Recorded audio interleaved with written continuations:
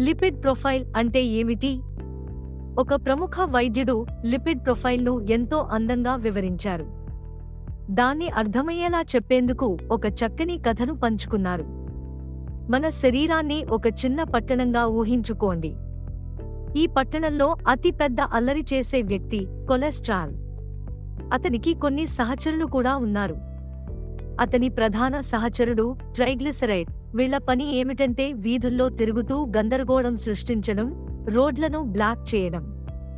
ఈ పట్టణానికి కేంద్ర భాగం గుండె, హార్ట్. అన్ని రోడ్లు గుండె వైపే వెళ్తాయి. ఈ అల్లరి మూకలు పెరిగితే ఏమవుతుందో ఊహించవచ్చు. వీరు గుండె పనిని అడ్డుకోవడానికి ప్రయత్నిస్తారు.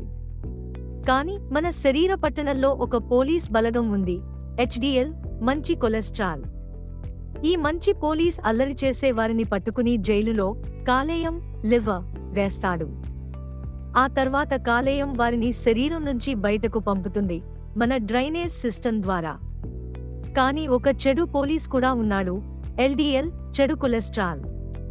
ఈ ఎల్డిఎల్ ఏమి చేస్తాడంటే జైలులో ఉన్న నేరస్తులను బయటకు తీసి మళ్లీ వీధుల్లో వదిలేస్తాడు.